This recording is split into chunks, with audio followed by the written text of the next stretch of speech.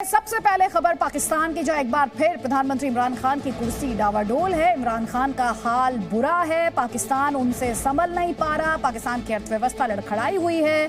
25 मार्च के बाद इमरान खान की कुर्सी जानी लगभग तय मानी जा रही है और बेआबरू होकर सत्ता से विदाई ना तो इमरान खान के गले उतर रही है और ना ही उनके मंत्रियों से राजनीतिक हार हजम हो पा रही है। पाकिस्तान में हालात इस कदर बेकाबू हो चुके हैं कि अब इमरान का दिमाग और जुबान कुछ भी काबू में नहीं। वो एक ही सांस में भारत की तारीफ भी कर रहे हैं और अपनी करतूतों का ठीकरा भी भारत पर ही फोड़ रहे हैं। बीते 2 दिन में ही इमरान खान ने इतने रंग दिखा दिए हैं कि शायद अब गिरगिट को भी शर्म आ रही है। पाकिस्तान में किसी को न्याजी बोलने से ज्यादा गंदी राजनीतिक गाली नहीं है।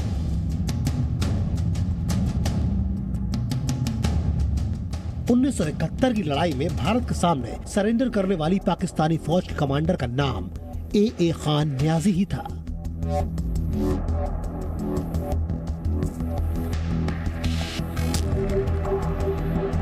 इसलिए इमरान खान ने न्याजी होने की अपनी पहचान मिटाने की पूरी कोशिश की, लेकिन विपक्षी दलों ने पिछले 2 साल में उन्हें न्याजी बना ही दिया।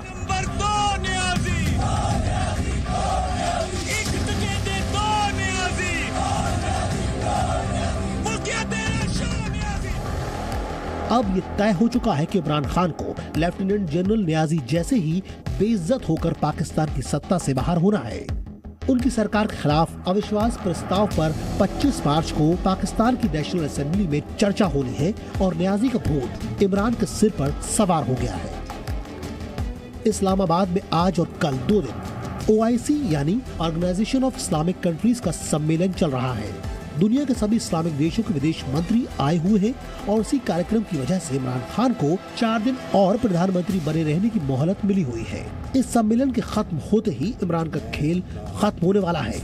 ये बात इमरान खान और उनके मंत्रियों की नींद उड़ाए हुए है और नींद उड़ती है तो इंसान को होश कहाँ रहता है कि वो क्या बोल रहा है। पाकिस्तान के विदेश मंत्री शाह महमूद कुरैशी के इस बयान से तो यही लगा कि सत्ता जाने की बदहवासी में उनका दिमागी संतुलन बिगड़ गया है। भारत ने पूरी कोशिश की इस कॉन्फ्रेंस को अंडरमाइन करने की। मेरे इल्म में है उनके सफारतकार शब रोज लगे रहे और उन्होंने कहा कि मत जाइए, ये रुकावट वो रुकावट, और फिर कुछ हमारे अपने लोगों ने भी मैं उनकी नीयत पे शक नहीं करूँगा, मासूमियत में उनके चाल में आ गए, उनके जाल में आ गए। IOC के इसी सम्मेलन के बारे में एक दिन पहले इमरान खान के एक और मंत्री असद उमर कह रहे थे कि भारत और इजराइल को OIC से दिक्कत नहीं है। वो आरोप लगा रहे थे कि पाकिस्तान के विपक्षी दल ही इस सम्मेलन का सत्यानाश करने की साजिश रच रहे हैं।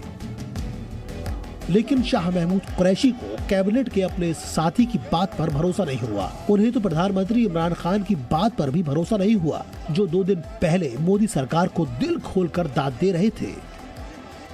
उसके बाद भी शाह महमूद कुरैशी ने भारत पर आरोप लगाया तो ये उनकी गुस्ताखी नहीं बल्कि नादानी ही है। सरकार गिरने की परेशानी में उन्हें उसके अलावा कुछ सूझा ही नहीं कि पाकिस्तान की अंदरूनी राजनीति में भारत को घसीटा जाए, क्योंकि उन्होंने अपने राजनीतिक करियर में सिर्फ एक ही बात सीखी है कि पाकिस्तान में सरकार चलाने के लिए भारत का नाम लेकर लोगों को डराना उतना ही जरूरी है जितना पाकिस्तान की सेना की चापलूसी करना। हिंदुस्तान ने कहा है हम करेंगे।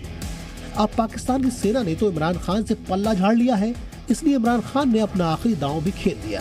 पाकिस्तान में इमरान सरकार की बौखलाहट की ये तो अभी शुरुआत भर है कि उनके मंत्री भारत पर OIC सम्मेलन में साजिश रचने का आरोप लगा रहे हैं। कल को अगर इमरान खान पाकिस्तान के मौलाना फजलुर रहमान, बिलावल भुट्टो जरदारी, मरियम नवाज समेत सभी विपक्षी नेताओं को भारत का एजेंट बताने लगे तो इस पर किसी को हैरानी नहीं होगी।